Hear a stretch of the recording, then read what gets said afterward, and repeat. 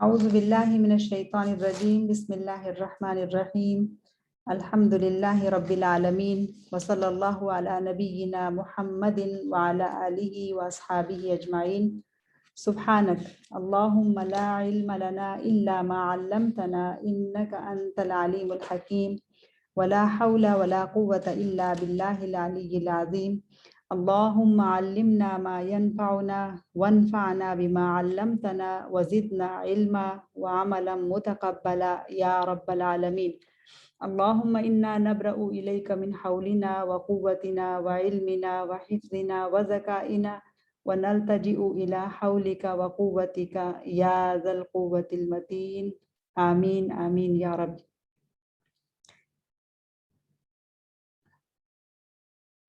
انشاءاللہ آج کے اس سیشن میں ہم نبی صلی اللہ علیہ وسلم کے حرم مبارک میں داخل ہونے والی تیسری زوجہ محترمہ ام المؤمنین والمؤمنات سیدہ عائشہ صدیقہ رضی اللہ عنہا کے بارے میں جاننے کی اور ان کے حالات سے واقفیت حاصل کرنے کی کوشش کریں گے. جیسا کہ ہم نے پہلے سیشن میں دیکھا کہ ام المؤمنین سیدہ خدیجہ الکبریٰ رضی اللہ عنہا مکہ مکرمہ میں پیدا ہوئیں، وہیں پر اپنی زندگی گزاری اور وہیں پر سپرد خاک ہو گئیں. ان کی وفات کے بعد سیدہ سعودہ رضی اللہ عنہا نبی صلی اللہ علیہ وسلم کے حرم میں داخل ہوتی ہیں اور انہیں اللہ تعالیٰ 2 ہجرتوں کا شرف عطا کرتا ہے. پہلی ہجرت انہوں نے حبشہ کی طرف کی اور دوسری ہجرت مدینہ منورہ کی طرف کی، اور مدینہ منورہ ہی میں ان کا انتقال ہوا اور وہ بقیع میں دفن ہوئیں. جس وقت ایک عظیم خاتون خولہ بنت حکیم نبی صلی اللہ علیہ وسلم کے دکھ اور ان کے بوجھ کو ہلکا کرنے کے لیے ان کے پاس یہ مشورہ لے کر گئیں کہ آپ نکاح کر لیجئے. ان کے اس مشورے کے بعد اللہ سبحانہ و تعالیٰ نے خواب میں جبریل امین کو بھیج کر نبی صلی اللہ علیہ وسلم کو سیدہ عائشہ سے نکاح کرنے کا حکم دیا، اور جبریل امین انہیں اپنی ہتھیلی میں اٹھائے ہوئے لے کر آئے اور نبی صلی اللہ علیہ وسلم سے کہا کہ یہ عائشہ ہے جو آپ کی زوجہ ہیں. نبی صلی اللہ علیہ وسلم کو اس خواب سے ملنے والی بشارت پر مزید اطمینان اور یقین حاصل ہو گیا کہ اللہ تعالیٰ کی مشیت بھی اسی میں ہے کہ عائشہ نبی صلی اللہ علیہ وسلم کے نکاح میں آئیں. اب عائشہ رضی اللہ عنہا کا ذکر مکمل نہیں ہو سکتا جب تک کہ ہم ان کے والد محترم کا ذکر نہ کریں. اور عائشہ بنت ابی بکر جب خولہ نبی صلی اللہ علیہ وسلم کی رضامندی حاصل کر کے بہت تیزی کے ساتھ ابو بکر صدیق کے گھر کی طرف جاتی ہیں اور ان کی زوجہ ام رومان سے ملتی ہیں، اس وقت ابو بکر صدیق گھر پہ موجود نہیں ہیں اور ام رومان گھر میں اکیلی ہیں اپنی 2 بچیوں کے ساتھ. ان کی بڑی بیٹی اسماء بنت ابی بکر ہیں اور چھوٹی بیٹی عائشہ بنت ابی بکر اس وقت گھر میں موجود ہیں. ذرا اندازہ لگائیے چشم تصور میں کہ مکہ شہر اور اس کے گلی کوچوں میں اور آپ بھی گھوم رہی ہیں، اور وہیں پہ ایک گھر ہے جس گھر کے اندر اگر ہم جھانک کے دیکھیں تو وہاں اس طرح کی گفتگو ہو رہی ہے. خولہ ام رومان کے پاس جا کر کہتی ہیں کہ اے ام رومان، ما ادخل اللہ علیکم من الخیر والبرکہ، اللہ تعالیٰ نے کیا ہی خیر اور برکہ تم لوگوں کے لیے بھیجی ہے وہ کہتی ہیں وما ذاکا، کون سی خیر و برکت کی تم بات کر رہی ہو؟ خولا جواب دیتی ہیں ارسلنی رسول اللہ اخطب لہ عائشہ، مجھے رسول اللہ نے بھیجا ہے کہ میں ان کے لیے آپ سے عائشہ کا رشتہ مانگوں۔ رومان خاموش ہو جاتی ہیں، حیرت بھی ہے اور خوشی بھی ہے۔ کچھ خاموشی کے بعد وہ کہتی ہیں کہ ابھی ابو بکر گھر پہ موجود نہیں ہیں، انتظار کیجئے اور یہیں پہ ٹھہریے، وہ آنے ہی والے ہیں اور آپ ان سے بات کر کے جائیے۔ خولا وہیں بیٹھی ہیں کہ ابو بکر گھر تشریف لے آتے ہیں رضی اللہ عنہ، اور خولا بہت سلجھے ہوئے اور ٹھہرے ہوئے لہجے میں ان سے بات کرتی ہیں اور کہتی ہیں ماذا ادخل اللہ علیک من الخیر والبرکہ ارسلنی رسول اللہ اخطب عائشہ، کیا ہی خیر و برکت اللہ تعالیٰ نے آپ کے گھر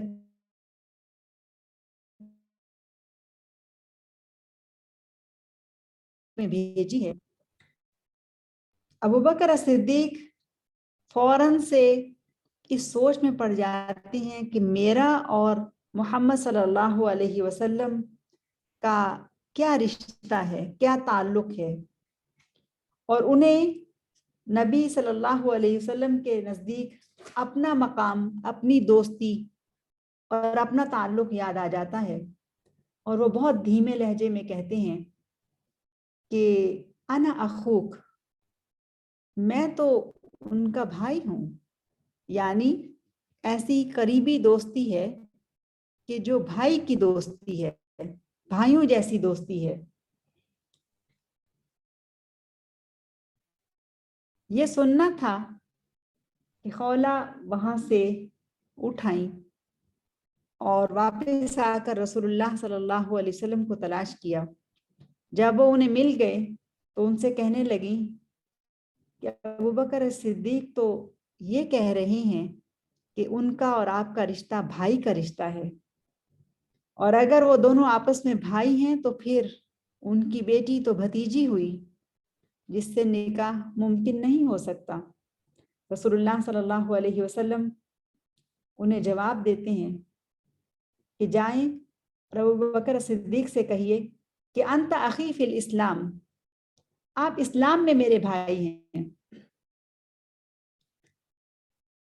اور آپ کے ساتھ میرا خون کا رشتہ نہیں ہے، اور خون کا رشتہ نہ ہونے کے سبب سے آپ کی بیٹی سے میرا نکاح جائز ہے۔ خولا مطمئن ہو جاتی ہیں اور پھر سے ان کے قدم ابو بکر صدیق کے گھر کی طرف اٹھنے لگتے ہیں، اور وہ بہت پرجوش ہیں اس رشتے کے حوالے سے، وہ بہت چاہت کے ساتھ اس کے لیے محنت کر رہی ہیں، اور وہ واپس آ جاتی ہیں۔ پھر سے رومان بھی موجود ہیں اور ابو بکر صدیق بھی موجود ہیں، اور رسول اللہ صلی اللہ علیہ وسلم کا پیغام ان تک پہنچاتی ہیں۔ ابو بکر صدیق رضی اللہ عنہ انہیں وہیں پر روک لیتے ہیں اور کہتے ہیں کچھ دیر ٹھہریے، اور انہیں وہیں پر بٹھا کر وہ مکہ کے ایک اور صاحب جس کا نام ہے مطعم بن عدی، اس کے گھر کی طرف جاتے ہیں، اور اس کی طرف جانے کا مقصد یہ ہے کہ مطعم بن عدی جو ایک بہت معزز اہل مکہ میں سے ہے، اس نے کچھ عرصہ پہلے عائشہ کے حوالے سے اپنے بیٹے کا رشتے کی بات کی تھی، اور ابو بکر صدیق اس کے ساتھ معاملہ واضح کر لینا چاہتے ہیں اس سے پہلے کہ وہ اپنی بیٹی کا رشتہ یا اپنی بیٹی کا تعلق کسی جگہ مضبوط کریں۔ پہلے جس نے پیغام بھیجا ہے یا پہلے جس نے خواہش کا اظہار کیا ہے اس سے بات کو واضح کر لیا جائے۔ تو جیسے ہی ابو بکر صدیق مطعم کے گھر میں داخل ہوتے ہیں تو مطعم کی بیوی جبیر جو کہ مشرکہ ہیں اور مطعم بھی ابھی تک اسلام میں داخل نہیں ہوئے، وہ انہیں دیکھتے ہوئے ہی کہتی ہیں کہ اے ابن ابی قحافہ، ہم آپ کے ساتھ کسی رشتہ داری کو جائز نہیں سمجھتے، اس لیے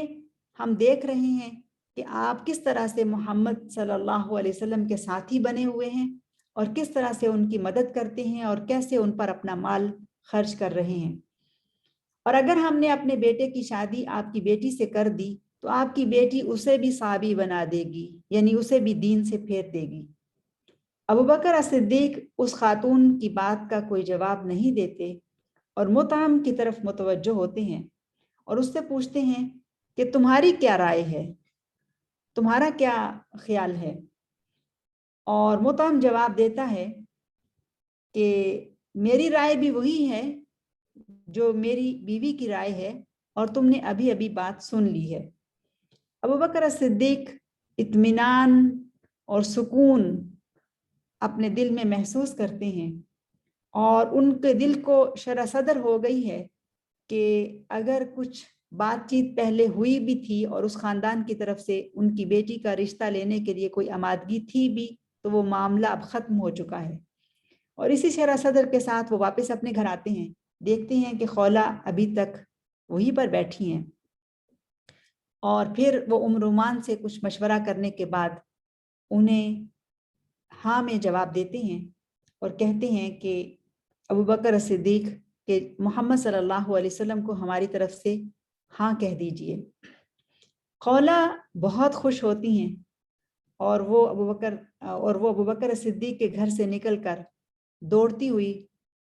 محمد صلی اللہ علیہ وسلم کے گھر میں جاتی ہیں اور انہیں یہ خوشخبری سناتی ہیں۔ کچھ دنوں کے بعد رسول اللہ صلی اللہ علیہ وسلم چند ساتھیوں کے ساتھ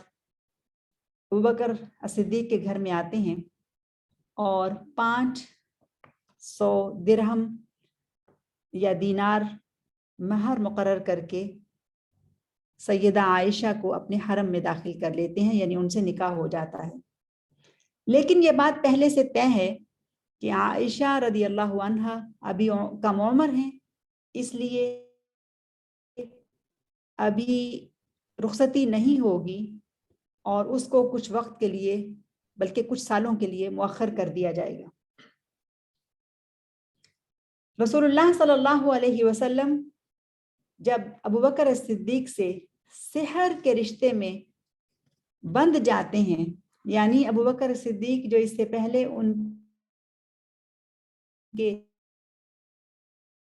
دوست ہیں، ان کے قریبی ساتھی ہیں والے ہیں، اب ایک اور بہت ہی لطیف اور خوبصورت رشتہ ان دونوں کے درمیان قائم ہو گیا ہے، اور وہ ہے کہ داماد اور سسر کا رشتہ۔ اور ابوبکر صدیق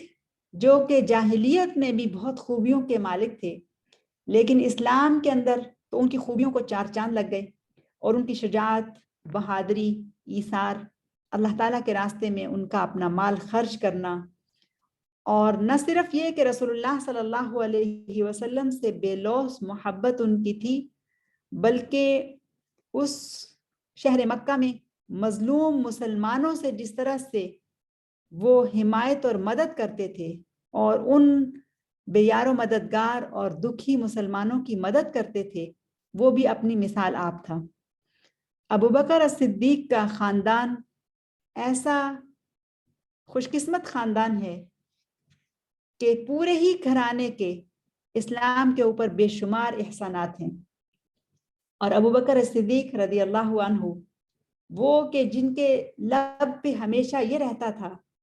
کہ انا و مالی فداک یا رسول اللہ،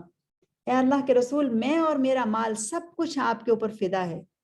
اور کہا کرتے تھے فدا کا ابی و امی یا رسول اللہ،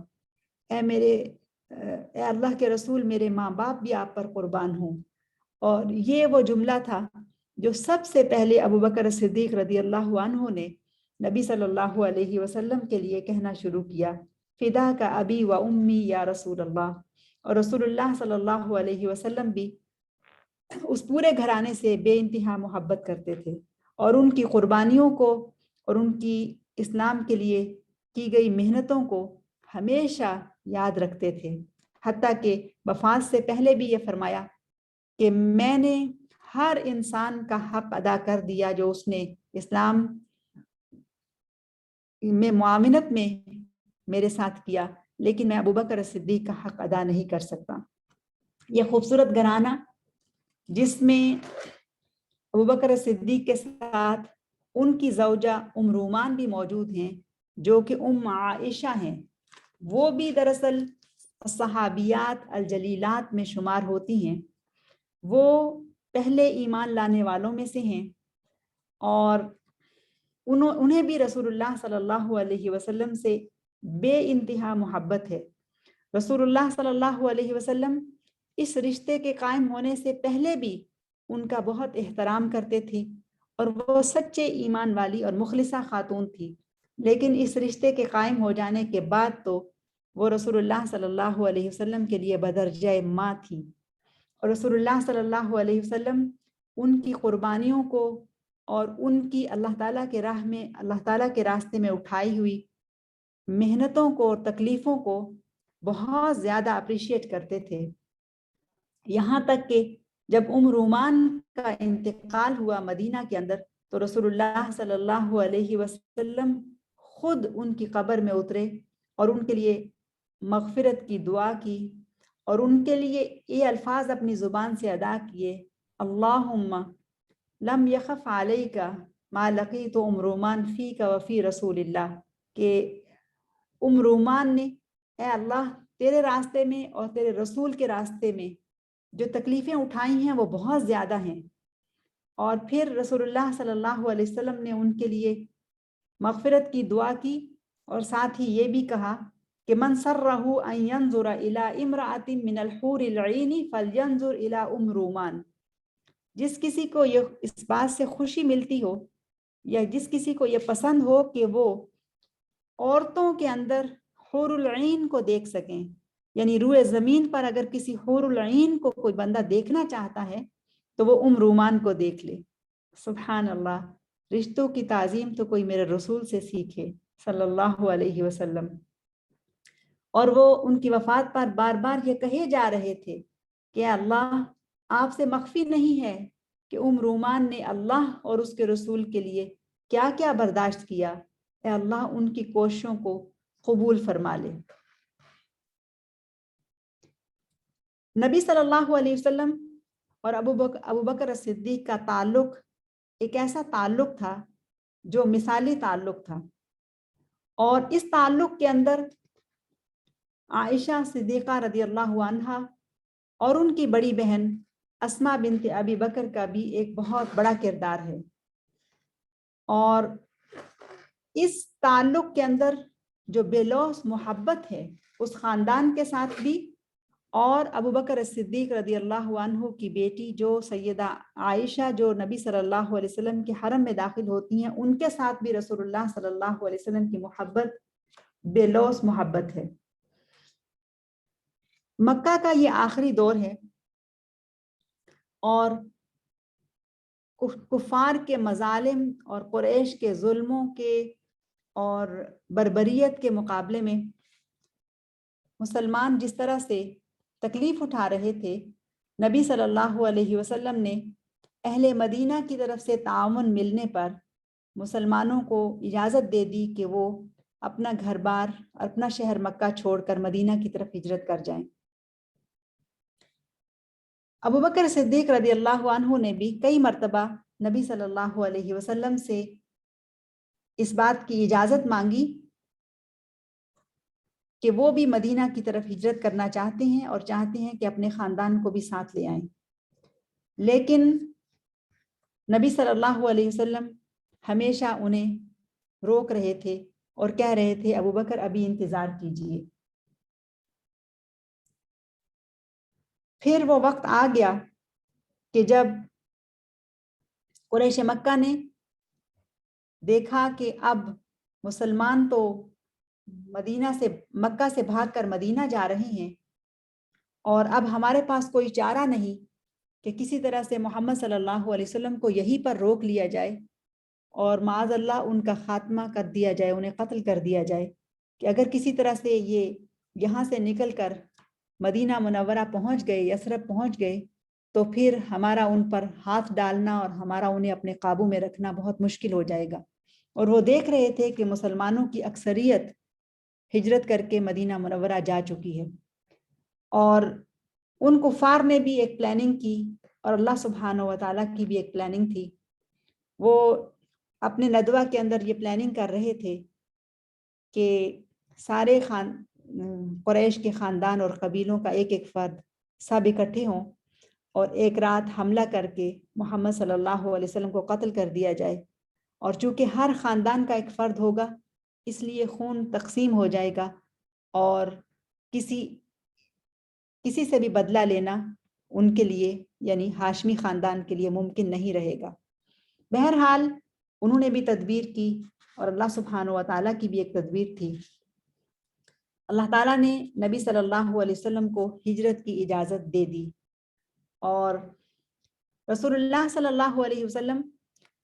سیدہ عائشہ سے نکاح سے پہلے بھی کثرت سے ابو بکر صدیق کے گھر آیا کرتے تھے، اور اس کے بعد بھی ان کے گھر آیا کرتے تھے۔ لیکن رسول اللہ صلی اللہ علیہ وسلم کے ابو بکر صدیق کے گھر میں آنے کے جو اوقات ہوا کرتے تھے، وہ عموماً صبح کا وقت ہوتا تھا یا پھر شام کا وقت ہوتا تھا۔ ایک دن ایسا ہوا کہ تپتی دوپہر میں دروازے پر دستک ہوئی۔ ابو بکر صدیق اس وقت اپنے گھر ہی میں تھے، اپنی کسی بچی کو بھیجا، دروازہ کھلا اور رسول اللہ صلی اللہ علیہ وسلم اندر تشریف لے آئے۔ ابو بکر صدیق بہت حیران کہ یہ وقت تو نہیں تھا رسول اللہ کے ہمارے گھر آنے کا، وہ اس وقت کیوں تشریف لائے ہیں؟ نبی صلی اللہ علیہ وسلم کمرے کے اندر آئے، ادھر ادھر دیکھا اور پھر کہنے لگے ابو بکر صدیق سے کہ مجھے آپ سے تنہائی میں بات کرنی ہے، اور آپ کے پاس جو لوگ ہیں انہیں آپ اپنے سے الگ کر دیجئے۔ ابو بکر صدیق انہیں جواب دیتے ہیں کہ یا رسول اللہ انما ہما ابنتایا، اے اللہ کے رسول یہ میری صرف دونوں بیٹیاں ہی ہیں جو میرے پاس ہیں، اس کے علاوہ تو میرے پاس اور کوئی نہیں ہے۔ اور پھر فرمایا وما ذاک فداک ابی و امی، آپ پر میرے ماں باپ قربان، آپ اس وقت کیوں تشریف لائے ہیں؟ آپ نے مجھے پیغام بھیج دیا ہوتا اور میں آپ کے پاس آ جاتا۔ نبی صلی اللہ علیہ وسلم خاموشی کے ساتھ ان کے ساتھ بیٹھ جاتے ہیں، اور پھر بہت دھیمے لہجے میں انہیں کہتے ہیں کہ قد اذن لی فی الخروج والہجرہ، مجھے خروج اور ہجرت کی اجازت مل گئی ہے۔ اور ابو بکر صدیق جب یہ بات سنتے ہیں تو ان کے دل کی دھڑکن تیز ہو جاتی ہے، اور وہ کہتے ہیں الصحبۃ یا رسول اللہ، الصحبۃ یا رسول اللہ، الصحبۃ یا رسول اللہ، اے اللہ کے رسول کیا میں آپ کا ساتھی بن پاؤں گا؟ کیا میں آپ کا ساتھی بن پاؤں گا؟ تو نبی صلی اللہ علیہ وسلم انہیں جواب دیتے ہیں کہ جی ہاں، اللہ تعالیٰ نے آپ ہی کو میرے ساتھ کے لیے چنا ہے، آپ ہی میرے ساتھ جائیں گے۔ اس کے بعد پھر پوری پلاننگ ہوتی ہے، اور پھر پلاننگ بھی ایسی کہ جو اس سے پہلے سے شروع ہے، اور ابو بکر صدیق پہلے سے ہی 2 بہترین قسم کی اونٹنیاں تیار کر چکے ہیں، اور ان کی اچھی خدمت خاطر کر رہے ہیں، ان کو اچھا کھلا رہے ہیں کہ وہ اچھی صحت مند اونٹنیوں کے اوپر جلدی سفر کر سکیں۔ تو وہ وقت آ جاتا ہے کہ جب ابو بکر صدیق اپنے گھر سے رخصت ہوتے ہیں، اور ایک وقت اور ایک جگہ مقرر ہوتی ہے جہاں پر ان دونوں کو ملنا ہے۔ اب ذرا چشم تصور سے دیکھیے کہ پورا گھرانہ پیچھے ہے، اور ابو بکر صدیق اپنے گھر میں جو نقدی موجود ہے اس سب کو لیتے ہیں اور اپنے گھر سے روانہ ہو جاتے ہیں۔ حالانکہ پیچھے چھوٹی بچیاں، بیوی اور بوڑھا نابینا باپ بھی موجود ہے جو کہ ابھی مسلمان نہیں ہوا تھا، لیکن سب کچھ اللہ کے راستے میں قربان۔ ابو بکر صدیق اسی بات میں خوش ہیں کہ انہیں رسول اللہ صلی اللہ علیہ وسلم کی صحبت نصیب ہو رہی ہے، اتنے خوش ہیں کہ بے اختیار آنسو بہائے چلے جاتے ہیں، آنکھوں سے آنسو جاری ہیں۔ اور پھر پوری پلاننگ ہوتی ہے اس خاندان کے اندر، اور ہجرت کے اس خوبصورت سفر میں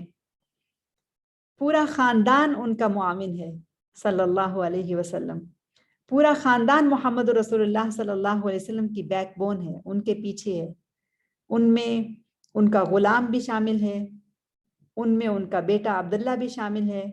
ان میں ان کی بیٹی اسما بھی شامل ہے. اس راز میں عائشہ اور رومان بھی شامل اور شریک ہیں. اور نہ صرف یہ کہ وہ ان کا جو غلام ہے وہ اس راستے پر اپنی بکریاں چراتا ہے اور بکریاں لے کر جاتا ہے کہ جس راستے پر پاؤں کے نشان موجود ہیں تاکہ پاؤں کے نشان مٹ جائیں. اور عبداللہ جو بیٹا ہے وہ مکہ میں ہونے والی ساری سرگرمیوں کی خبریں ان تک پہنچاتا ہے کہ اب اس وقت قریش کیا پلان کر رہے ہیں. اور بیٹی جو اسما ہے وہ کھانا تیار کر کے ان دونوں کے لیے وہاں پر اپنے بھائی کے ہاتھ بھیجتی ہیں. اور عائشہ جو کہ ابھی کم عمر ہیں لیکن مکمل طور پر اس بڑے منصوبے میں شریک ہیں اور دعا بھی کر رہی ہیں اور خوش بھی ہیں اور رازوں کو بھی سنبھالے ہوئے ہیں. اور ان سب کے پیچھے رومان کی قربانی کہ شوہر جا رہا ہے اور بچیاں بھی ہیں گھر میں، بوڑھا سسر بھی موجود ہے، لیکن سب کچھ اسلام پر اور محمد رسول اللہ صلی اللہ علیہ وسلم پر قربان ہے. ابوبکر صدیق نبی صلی اللہ علیہ وسلم کے لیے خدیجہ الکبریٰ کے بعد بینک کی مثل تھے. یعنی اس طرح سے تھے کہ یعنی جب بھی کہیں مال خرچ کرنے کی ضرورت پڑتی تھی ابوبکر صدیق حاضر ہوتے تھے اور وہ اپنا مال اللہ کے نبی صلی اللہ علیہ وسلم کے لیے خرچ کیا کرتے تھے.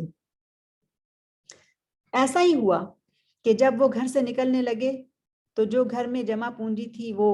اکٹھی کی اور روانہ ہو گئے. اور گھر میں ان کے والد کو یہ شک پڑ گیا کہ ایسا کچھ ہوا ہے کہ کوئی چیز گھر سے گئی ہے یا کوئی ایکٹیویٹی گھر میں ہو رہی ہے. تو وہ اپنے مال کی فکر کرتے ہیں. ان کے والد اپنے مال کی فکر جب کرتا ہے تو ان کی بڑی بیٹی اسما وہ کچھ پتھر ایک کپڑے میں یا پوٹلی میں باندھ کر لے جاتی ہیں اور اپنے نابینا دادا کو پکڑا کر یہ کہتی ہیں کہ آپ فکر نہیں کیجئے، ہمارے پاس اشرفیاں اور مال موجود ہے. یعنی اس طرح سے وہ اس راز کے اوپر پردہ رکھتی ہیں. حتیٰ کہ وہ موقع بھی آ جاتا ہے کہ جب ابو جہل محمد صلی اللہ علیہ وسلم کی تلاش میں ابوبکر صدیق کے گھر میں آتا ہے اور جب وہ دیکھتا ہے اور بار بار آتا ہے اور بار بار ان کے گھر والوں سے پوچھتا ہے کہ ابوبکر کہاں ہیں، ابوبکر کہاں ہیں، اور جب گھر والے انہیں کوئی جواب نہیں دیتے اور ایک موقع پر جب وہ دروازے پر آتا ہے اور ان کی بیٹی اسما دروازہ کھولتی ہے تو وہ پھر ان سے پوچھتا ہے کہ ابوبکر کہاں ہیں، اور جب وہ راز فاش نہیں کرتی تو وہ ظالم انسان ایک تھپڑ اس معصوم بچی کے چہرے پر مارتا ہے جس کی وجہ سے ان کے کان میں پہنی ہوئی بالی وہ گر جاتی ہے. اور یہ گھرانہ مکمل طور پر ہجرت کے اس سفر میں نبی صلی اللہ علیہ وسلم کا ساتھی ہے. اور پھر صرف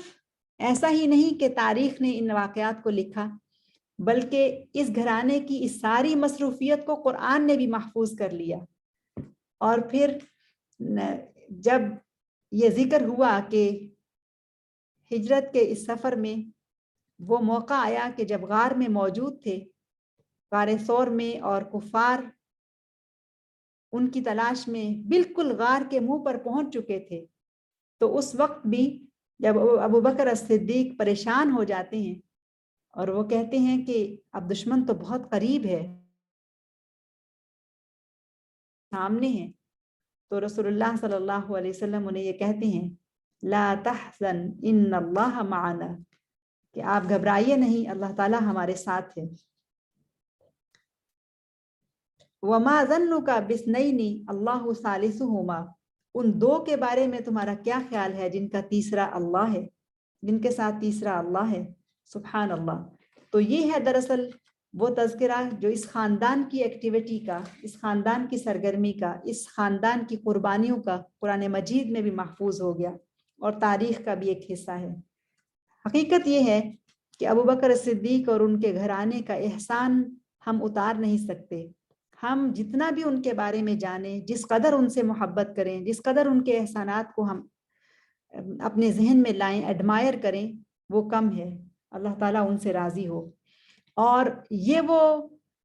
گھرانہ ہے کہ جو اسلامی کیلنڈر کے آغاز میں ایک اہم کردار رکھتا ہے. کوئی یاد رکھے یا نہ رکھے، تاریخ میں اس کیلنڈر کے ساتھ ہی ابوبکر کا پورا گھرانہ بھی موجود ہے. اور یہاں ایک ایسی تاریخ مرتب ہو رہی ہے کہ ہجری کیلنڈر وجود میں آ رہا ہے، اور اس قربانی میں پورا گھر ساتھ ساتھ ہے. ہجرت اللہ تعالیٰ کے حکم سے مکمل ہو گئی، اور نبی صلی اللہ علیہ وسلم ابوبکر صدیق کی معیت میں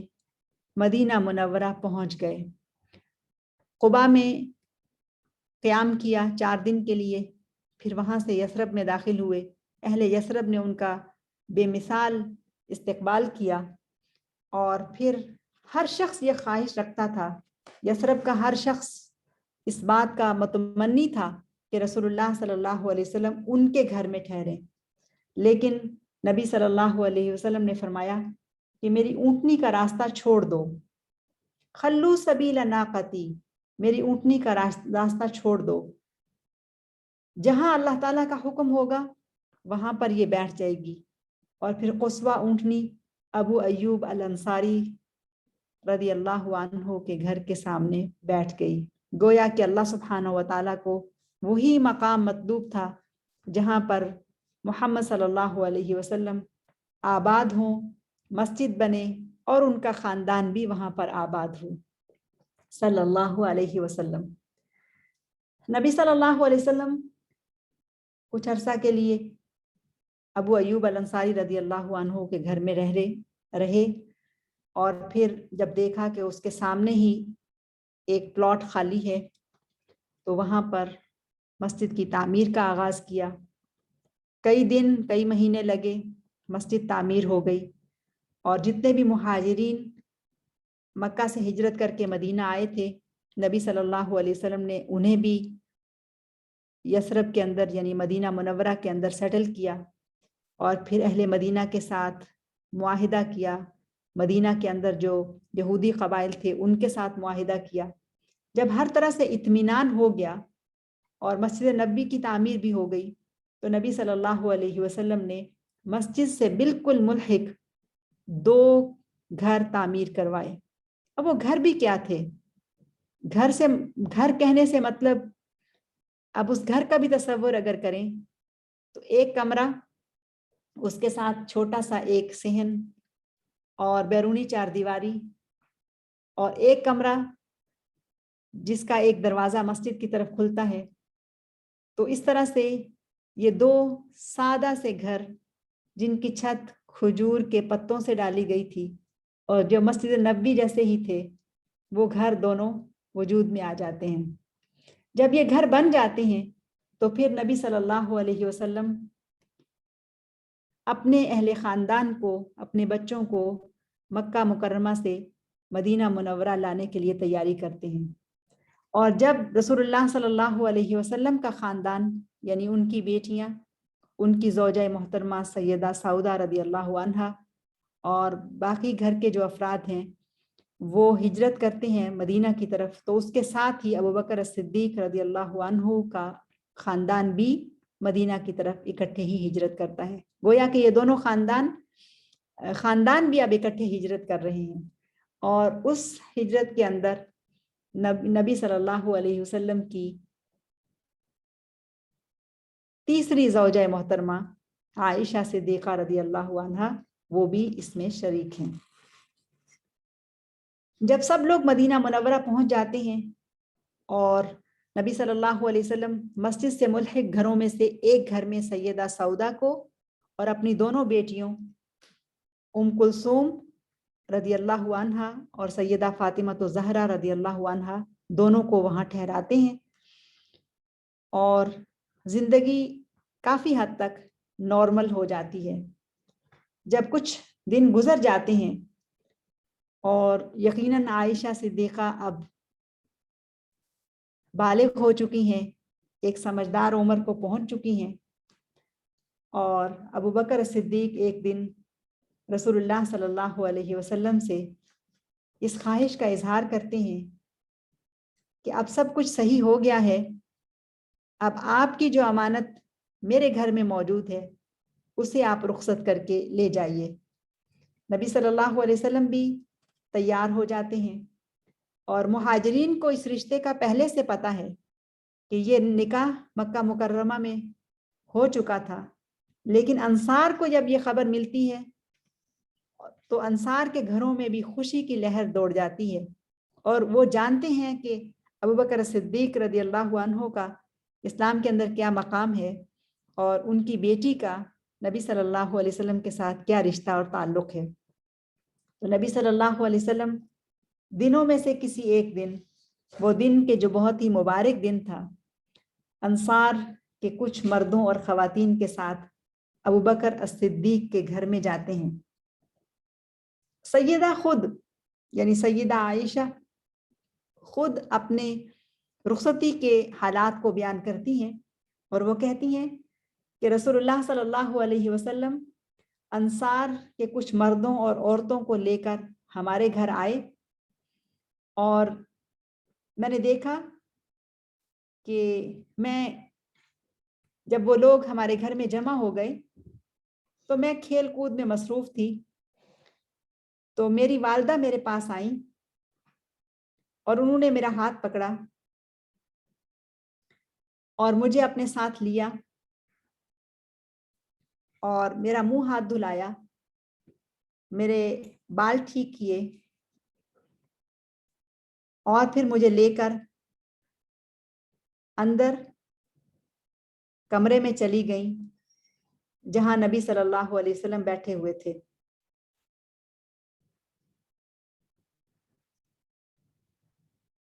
میں ان کے پاس گئی تو میری والدہ ام رومان نے میرا ہاتھ پکڑا اور مجھے ان کے پہلو میں لا بٹھایا اور کہنے لگی، یا رسول اللہ، ہؤلاء اہلک فبارک اللہ لک فیہن وبارک لہن فیک۔ اے اللہ کے رسول، یہ آپ کا اہل ہے، یعنی یہ آپ کی بیوی ہے، اللہ تعالیٰ آپ کو اس میں برکت عطا کرے اور اسے آپ کے لیے باعث برکت بنائے۔ یہ کہنا تھا کہ وہاں پر موجود سب لوگ خوشی سے اٹھ کھڑے ہوئے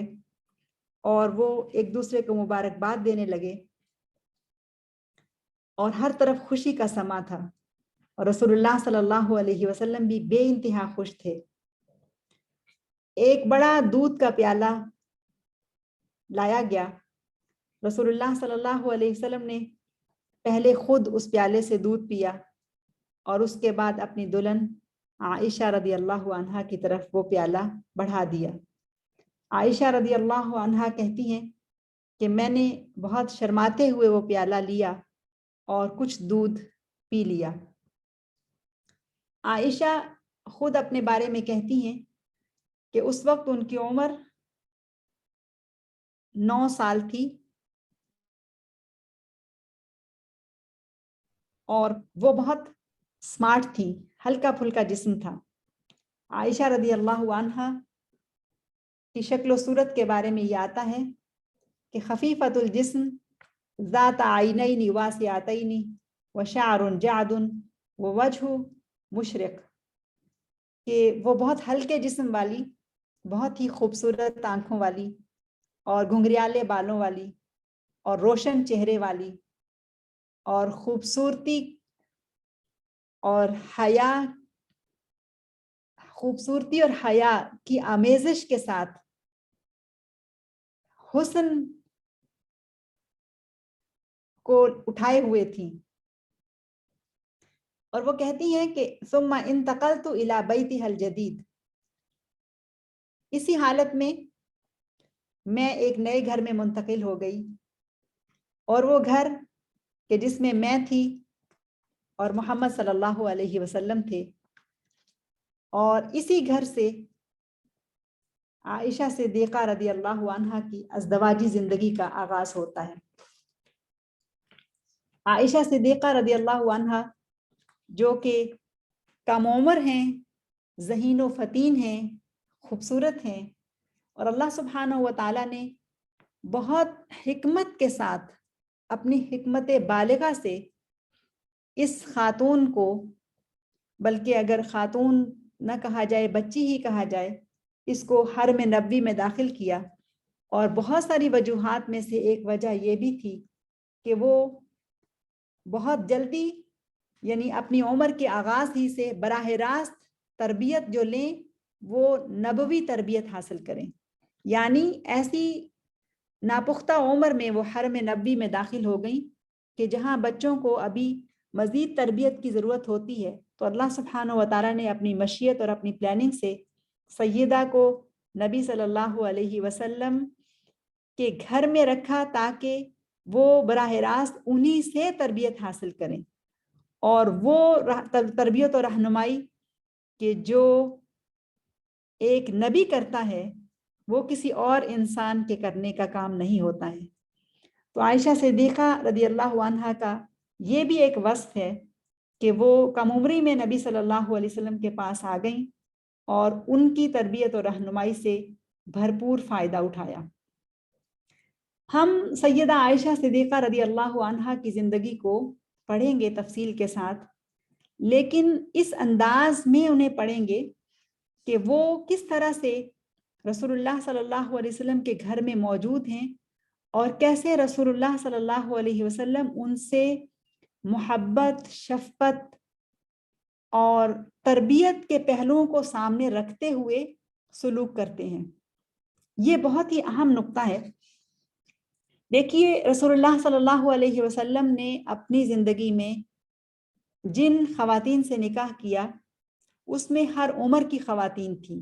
بیوہ بھی تھیں، مطلقہ بھی تھیں، اپنی عمر سے بڑی خواتین بھی تھیں، اپنی عمر سے چھوٹی خواتین بھی تھیں، ہر طرح ہر مزاج کی خواتین تھیں. اور رسول اللہ صلی اللہ علیہ وسلم نے کس حکمت اور دانائی کے ساتھ ان خواتین کے ساتھ حسن سلوک کے ساتھ معاملہ کیا. اب ان سب خواتین کے مقابلے میں اگر سیدہ عائشہ کو دیکھا جائے تو وہ تو کم عمر ہیں، اور ان کی کم عمری پر بہت لوگ اعتراض بھی کرتے ہیں، خاص طور پر مستشرقین بہت اعتراض کرتے ہیں کہ نبی صلی اللہ علیہ وسلم نے بہت کم عمر لڑکی سے نکاح کیا. جبکہ اگر اس سوسائٹی کو دیکھا جائے تو وہاں پر ہمیں بہت سارے ایسے واقعات ملتے ہیں کہ جس میں یہ نکاح بالکل بھی کوئی ایسا نکاح نہیں ہے کہ جو اس سوسائٹی کے لیے کوئی اجنبی ہو یا وہ سوسائٹی اس سے مانوس نہ ہو. ہم دیکھتے ہیں کہ اس سوسائٹی میں یہ ایک عام بات ہے کہ بڑی عمر کے مرد چھوٹی عمر کی خواتین سے یا بچیوں سے نکاح یہ ایک معمول کی بات ہے. جیسے ہم ابو بکر صدیق کو دیکھتے ہیں، عمر فاروق رضی اللہ عنہ کو دیکھتے ہیں، حتیٰ کہ جو چوتھی زوجہ محترمہ ہیں حفصہ جو عمر فاروق کی بیٹی ہیں، سیدنا عمر خود یہ چاہتے ہیں کہ نبی صلی اللہ علیہ وسلم ان کی بیٹی سے نکاح کر لیں، اگرچہ وہ عمر میں سیدہ عائشہ کے مقابلے میں کچھ بڑی ہیں. اسی طرح سے سیدنا عثمان بن عفان کا نکاح نبی صلی اللہ علیہ وسلم کی دو بیٹیوں سے ہونا، دونوں کی عمروں کا موازنہ کر لیجئے کہ نبی صلی اللہ علیہ وسلم کی پہلی بیٹی رقیہ جب سیدنا عثمان کے نکاح میں ہیں تو عثمان عمر میں کافی بڑے ہیں جبکہ رقیہ چھوٹی ہیں. ایسے ہی جب رقیہ فوت ہو جاتی ہیں تو ان کی دوسری بیٹی ام کلثوم جو کہ بہت کم عمر ہیں ان سے پھر ان کا نکاح ہو جاتا ہے. تو یہاں پر جو پوائنٹ ہے وہ یہ کہ اس بات کو ذہن میں رکھنا چاہیے کہ بعض اوقات مستشرقین جو بات کرتے ہیں، اور میں نے اس سلسلے کے شروع میں تعدد ازواج کے حوالے سے جو بات آپ کے سامنے رکھی تھی اس پر کچھ اعتراضات جب ہم دوسرے لوگوں کے سنتے ہیں تو ہم ایمان والے بھی بعض اوقات تذبذب کا شکار ہو جاتے ہیں کہ کیوں رسول اللہ صلی اللہ علیہ وسلم نے اتنی چھوٹی عمر کی بچی سے نکاح کیا. اس میں بہت ساری حکمتیں ہیں، بہت سارے اس کے پیچھے اسباب ہیں اور مشیتیں ہیں اللہ سبحانہ و تعالیٰ کی، جس کو ہم انشاءاللہ اس میں ساتھ ساتھ دیکھتے چلے جائیں گے. ایک اور اہم چیز اس سلسلے میں ایسی ہے کہ اس طرح سے رسول اللہ صلی اللہ علیہ وسلم کی شخصیت کا مطالعہ کیجئے کہ سیدہ عائشہ صدیقہ کا تذکرہ یہ ہر زوجہ محترمہ کے حالات کے ساتھ ساتھ چلے گا، بلکہ سیدہ عائشہ صدیقہ رضی اللہ عنہا کا ذکر نکاح کے بعد سے لے کر ابھی جس کو ہم نے شروع کیا ہے، یعنی سیدہ خدیجہ کے بعد اور سیدہ سودا کے ساتھ نکاح کرنے کے بعد جب وہ حرم میں داخل ہوتی ہیں، حرم نبوی میں، تو اس کے بعد سے لے کر نبی صلی اللہ علیہ وسلم کی وفات تک اگر کوئی شخصیت ہے کہ جو ان کی زندگی میں بہت ہی غالب ہے اور بہت ہی اہم ہے اور اس شخصیت کو کچھ دیر کے لیے بھی دور نہیں رکھا جا سکتا، وہ سیدہ عائشہ صدیقہ رضی اللہ عنہا کی شخصیت ہے ہر پہلو سے۔ تو ہم جہاں پر بہت عقیدت اور احترام کے ساتھ سیدہ عائشہ صدیقہ کی زندگی کو نبی صلی اللہ علیہ وسلم کی زوجیت میں پڑھیں گے اور اس کا مطالعہ کریں گے، وہاں اس کو بحیثیت ایک انسان کے بھی دیکھیں گے کہ ایک نبی بھی ایک بشر ہیں اور وہ کھاتے پیتے ہیں، وہ اپنی زوجات کے ساتھ معاملات کرتے ہیں، اور زوجات بھی انسانی مشاعر رکھنے والی زوجات ہیں جن کو دکھ درد محسوس ہوتا ہے، جنہیں درائر کہتے ہیں دراصل،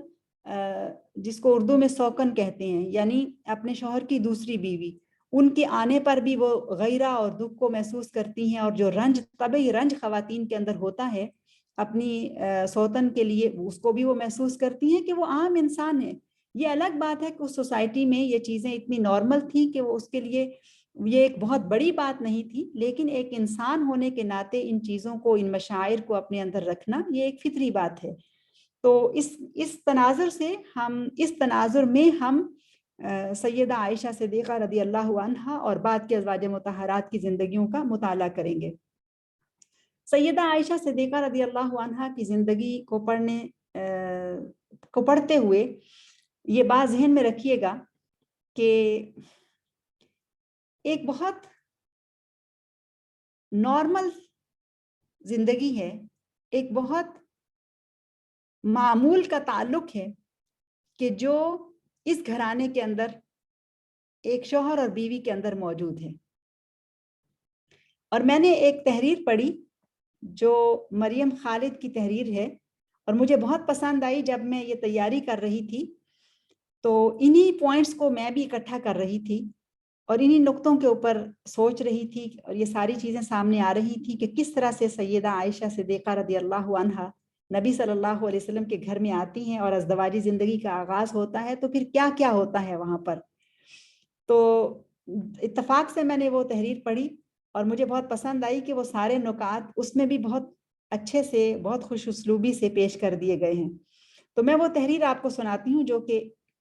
مریم خالد کی تحریر ہے، لیکن مجھے بہت پسند آئی ہے۔ وہ کہتی ہیں کہ مجھے اللہ کے نبی صلی اللہ علیہ وسلم سے شروع سے بہت زیادہ محبت نہیں تھی، یعنی وہ اس طرح سے بات کو کر رہی ہیں کہ محبت، شعوری محبت ایسی نہیں تھی، اور وہ کہتی ہیں کہ بہت بچپن میں مجھے لگتا تھا کہ وہ بہت بڑے آدمی ہیں، بہت مذہبی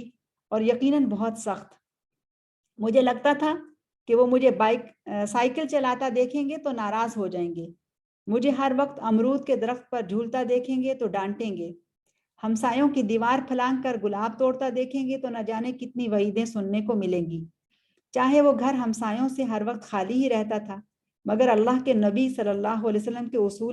اصول بھی تو سخت ہوتے ہوں گے نا۔ میرا ہر وقت گیراج میں آفت کی طرح سکوٹر چلانا انہیں کہاں پسند آتا ہوگا،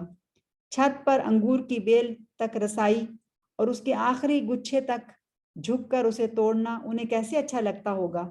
خرگوشوں، بکریوں کے بچوں اور چوزوں میں ہر وقت گھسے رہنا، یہ دیکھ کر وہ یقیناً اس کو ناپسند کرتے ہوں گے۔ مجھے لگتا تھا کہ وہ مجھے بالکل بھی ایک اچھا بچہ نہیں سمجھیں گے۔ سارے نبیوں کے قصے یاد کر لیے، مگر وہ سیرت کی کتاب کا ڈر، کبھی ہاتھ نہ لگا پائی اسے۔ نہ جانے کون سا لمحہ تھا جب شاید ایک بار سیرت کی ایک کتاب کو پکڑا جس کا عنوان رسول اللہ صلی اللہ علیہ وسلم کا مزاح تھا۔ پہلا قصہ جو نگاہوں سے گزرا وہ عائشہ صدیقہ کے گڑیوں سے کھیلنے کا تھا۔ ان کے کھلونوں پر پر والے گھوڑے تھے، ان کے کھلونوں میں پر والے گھوڑے تھے۔ وہ صفحہ میں نے کتنے برس پڑھا مجھے یاد ہی نہیں، کوئی میرا دل لے کر بیٹھ گیا تھا، وہ تو میری سہیلی تھی، جو مجھے کتابوں میں ملی تھی. یعنی وہ کہتی ہیں کہ یعنی سیدہ عائشہ کی سیرت کے اندر انہیں ایک سہیلی مل گئی. میں نے کتاب میں ورق ورق دیکھ کر عائشہ صدیقہ کا نام ڈھونڈ کر ان کے قصے دل میں رقم کیے. وہ ہر ادا میں خوبصورت تھی, ہر کام میں خوشکن تھی. وہی میری ہی عمر, وہی شوخی, وہی چلبلا پن, وہی لاؤبالی پن. وہ جو چاہتی تھی کر لیتی تھی, کروا لیتی تھی. ان جملوں کو غور سے سنیے گا.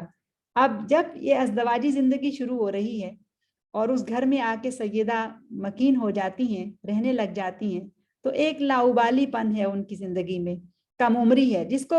جن واقعات کو وہ خود بیان کر رہی ہیں کہ وہ آٹا گوندھ کر رکھتی تھی اور بکری آ کے کھا جایا کرتی تھی.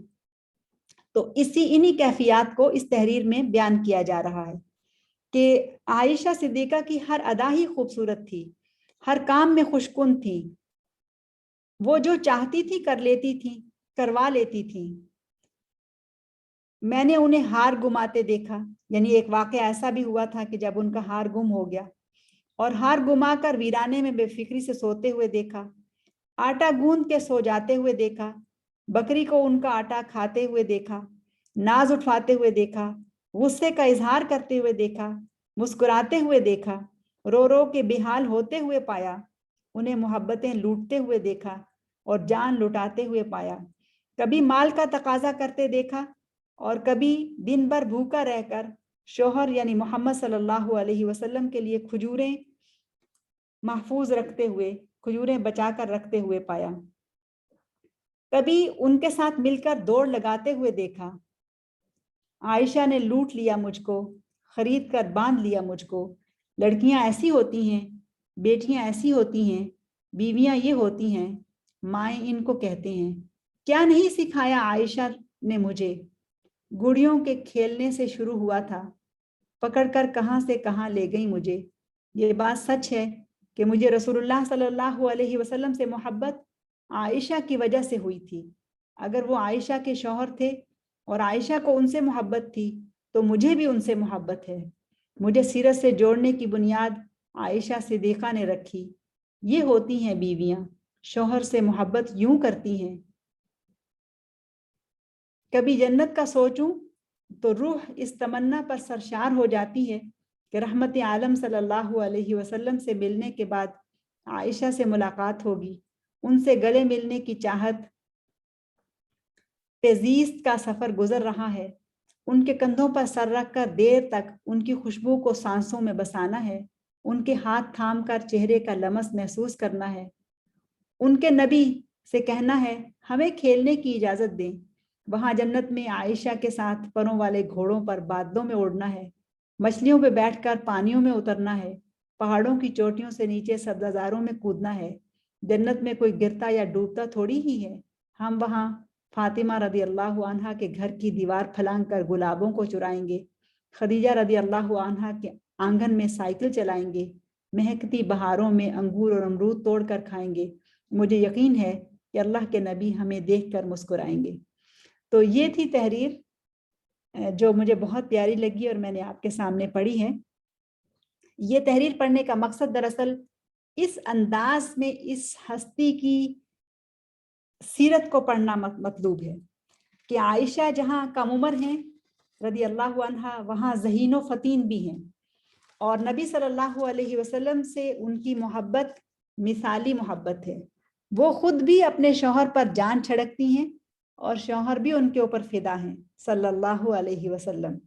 اب اگر کہیں ایسا ہوتا کہ ایک طرف کم عمری ہے, دوسری طرف ایک بڑے عمر کا انسان ہے, تو کہاں وہاں طبیعتوں میں میل ہوتا ہے, وہاں تو اختلافات ہوتے ہیں, وہاں تو اور طرح کی پریشانیاں ہوتی ہیں. لیکن سیرت عائشہ رضی اللہ عنہا ہمیں یہ بتاتی ہے کہ یہ گھرانہ اس چھت کے نیچے یک چاند دو کالب, ایسی کیفیت ہے کہ شوہر اور بیوی محمد رسول اللہ صلی اللہ علیہ وسلم اپنی زوجہ محترمہ عائشہ صدیقہ کے ساتھ بہترین مثالی زندگی گزارتے ہیں صلی اللہ علیہ وسلم ورضی اللہ عنہا. سیدہ عائشہ حرم نبوی میں آباد ہوئیں اور سال پہ سال گزرنے لگے. اور سیدہ کو بہت خواہش تھی کہ ان کے ہاں اولاد پیدا ہو، لیکن وقت گزرتا گیا اور ان کے ہاں کوئی اولاد پیدا نہیں ہوئی ہے۔ نبی صلی اللہ علیہ وسلم کو جب وہ سیدہ خدیجہ کی اولاد سے محبت کرتا دیکھتی، وہ دیکھتی کہ وہ اپنی بیٹیوں سے کس طرح احترام سے اور محبت سے پیش آتے ہیں، کیسے ان کو اپنے سینے کے ساتھ لگاتے ہیں، ان کے سر پہ بوسہ دیتے ہیں اور ان کے ساتھ بیٹھتے ہیں۔ جب وہ ان کے پاس آتی ہیں تو ان کے استقبال کے لیے کھڑے ہو جاتے ہیں، ان کا ہاتھ پکڑ کر انہیں اپنے ساتھ بٹھا لیتے ہیں۔ جب اس محبت کو دیکھتی تو ان کے دل میں بھی یہ خواہش پیدا ہوتی کہ کاش کہ میرے ہاں بھی اولاد پیدا ہو اور رسول اللہ صلی اللہ علیہ وسلم میری اولاد سے بھی محبت کریں۔ لیکن اللہ تعالیٰ کی مشیت میں ایسا ہی تھا کہ عائشہ صدیقہ بے شمار اوصاف ہونے کے باوجود اولاد کی نعمت سے محروم رہی، اور رسول اللہ صلی اللہ علیہ وسلم نے بھی ان کی اس کیفیت کو محسوس کر لیا، اور کس طرح سے ان کی دلگیری کی، کس طرح سے ان کی حوصلہ افزائی کی، کس طرح سے ان کو اس طرف سے ٹھنڈا کیا کہ فکر کی کوئی بات نہیں ہے۔ اور جب کبھی انہوں نے اس بات کا اظہار کیا کہ اولاد سے کنیت ہوتی ہے، اور عربوں کے اندر کنیت ایک بہت ہی اہم چیز ہے کہ کنیت یعنی اولاد کی نسبت سے کسی کو بلایا جائے، تو نبی صلی اللہ علیہ وسلم نے ان کے دل کو اس طرح سے خوش کیا کہ ان سے کہا کہ آپ کے بھانجے عبداللہ بن زبیر وہ آپ کے بیٹے ہیں، اور یہ کہہ کر ان کی تسلی کرائی کہ خالہ بمنزلہ ماں ہوتی ہے، اور وہ آپ کے جو بھانجے ہیں وہ آپ کے لیے بیٹے کی حیثیت سے ہیں، تو آپ ان کے نام سے اپنی کنیت رکھ لیجئے۔ اور ان کو جو کنیت دی وہ دی ام عبداللہ بن زبیر، جو اسماء بنت ابی بکر کے بیٹے ہیں، ان کی نسبت سے انہیں کنیت دے دی۔ اور یہ کنیت دینے والے کون ہیں؟ عائشہ صدیقہ کے شوہر محمد الرسول اللہ صلی اللہ علیہ وسلم، جو ایک دفعہ بھی ہلکا سا اشارتاً بھی انہیں اس بات کا احساس نہیں ہونے دیتے یا انہیں یہ نہیں کہتے کہ ان کے ہاں اولاد نہیں ہو رہی ہے، بلکہ ان کی تعریف قلب اس طرح سے کرتے ہیں۔ مہربان اور محبت کرنے والے شوہر اور ہمارے نبی، اللہ تعالی ہمیں ان کی محبت نصیب فرمائے، کہ کس طرح سے وہ اپنی اس محبوبہ بیوی کی تعریف قلب کر رہے ہیں اور ان سے کہہ رہے ہیں کہ تمہاری کنیت ام عبداللہ ہے، اور خود سے ان کو یہ کنیت دے رہے ہیں کہ آپ کی کنیت ام عبداللہ ہے۔